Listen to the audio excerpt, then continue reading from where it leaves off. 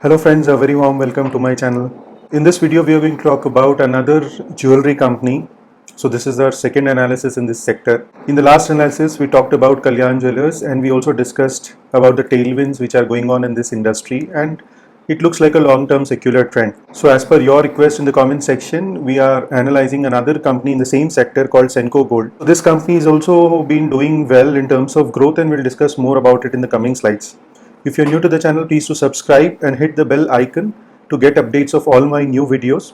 If you're not a part of our Telegram channel, do join it by clicking the link in the description section so that you join the correct channel. Every day morning, I share my views on the market, which will help you manage your portfolios better, and some strategies which can generate higher returns for your portfolio. So let's begin the analysis of Senco Gold. This will be the flow of our presentation. We'll start with understanding the business model in brief. We will talk about the stock price movement in the last couple of years. We'll see the financial performance of the company, the main parameters. We'll talk about the reasons for the increase in the stock price in the last 1 year. We'll look at the outlook of the company going forward from here. We'll talk about the valuations at the present level. We'll look at the risks of investing in this company, and then we'll form an overall view on the stock. So Senco Gold is one of the most trusted jewelry brands in India. It is the fourth generation which is running this company, and there are some PE funds which are invested in this company even before the IPO stage. In terms of governance, the company is doing good because they had one of the big four firms which is as their auditors even before listing as a company. So that talks good about the company's corporate governance practices. If you look at East India, it is the largest retail chain of jewelry in East India, and now gradually they are expanding their presence all over India. Right now they have more than 155 showrooms across India, both company-owned showrooms as well as the franchisee model showrooms. And out of 155, 65 are the franchise-owned stores. As they are also into manufacturing of jewelry, they have more than 170 karigars who are the goldsmiths or the manufacturers of gold working for them. It's a recently listed company, so the chart is not fairly long. The stock consolidated for some time around the 400 range after listing. At that time the valuations were very attractive, and thereafter the stock got re-rated and the growth continued, and the stock rose more than 1000 rupees.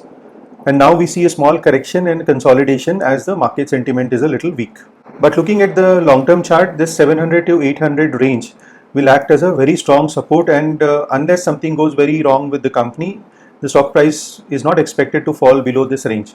And in terms of valuations also, the stock would become quite attractive in this range. If you look at the number of showrooms over a period of time, in FY21 they had about 112 showrooms, which increased to 127 in FY22, and then increased to 136 in FY23 to 155 now.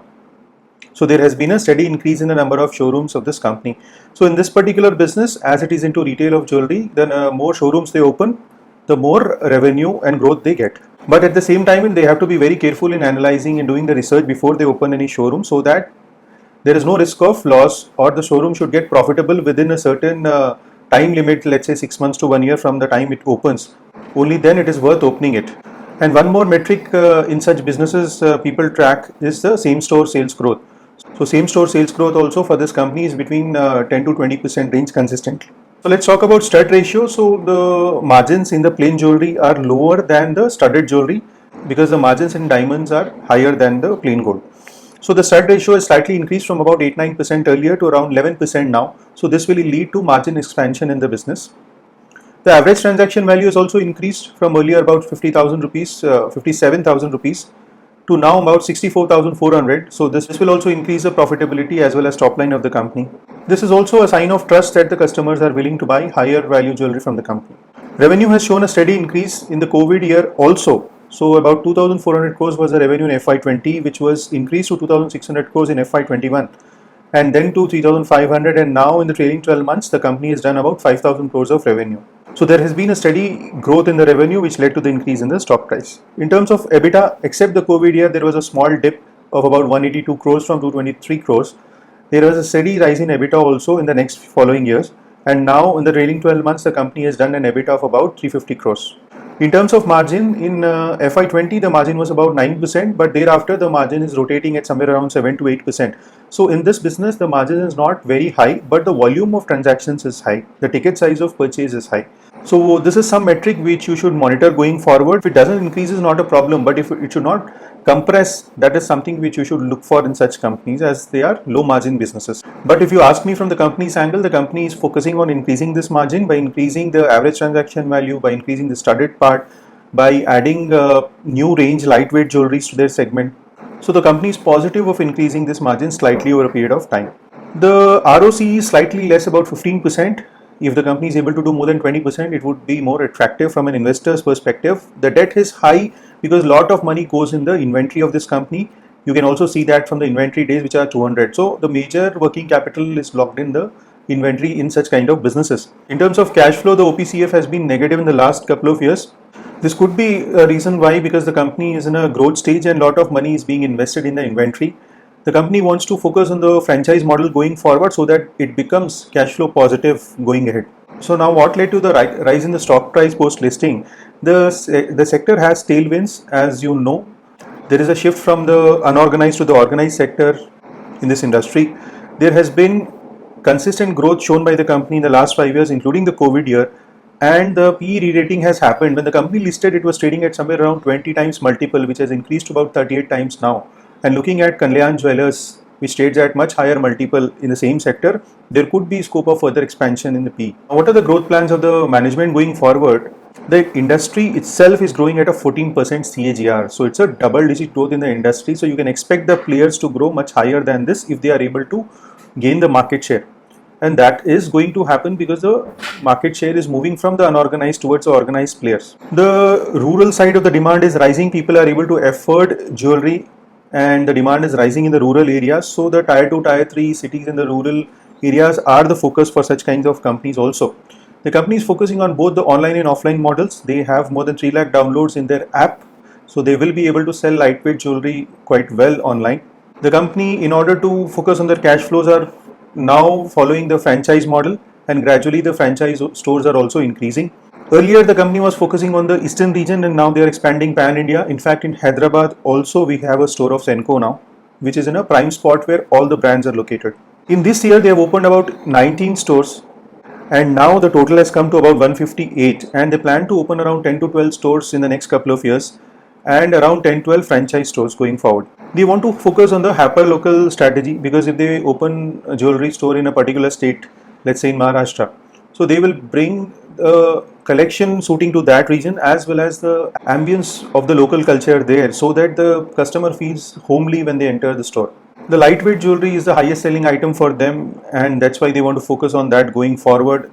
Under the main brand, which is Senco, they will further add sub-brands. In fact, they already have sub-brands, and each sub-brand is focused on a different kind of jewelry like silver, solitaires, lightweight jewelry. Recently, they launched another brand called Senes, which focus on lab-grown diamonds, which is again an emerging sector, as well as some leather products. I'm not too sure how this step would work in favor of the company, and this is one area I'm going to watch closely going forward, because generally the brands like Senco are known for their precious jewelry and a premium product, and now when they get into products like leather goods, I'm not sure how the market will perceive it, and the competition in this sector is much higher compared to jewelry. If you talk about the valuations earlier, during the listing, as we discussed, the valuations were trading around 15-20 times the earnings, and thereafter the stock got re-rated, and right now it is trading at somewhere around 38 times the multiple. So in terms of valuations, at about 20% growth with this company is expected to bring going forward, the 38 times multiple is not that cheap. But when you compare it with peers like Kalyan Jewellers, there is still little scope of expansion in the multiple. Now, what are the risks of investing in this company? One area in this business is critical, which is management of working capital and inventory. So as long as there is efficiency in maintaining inventory and working capital, the cash flows will be under control.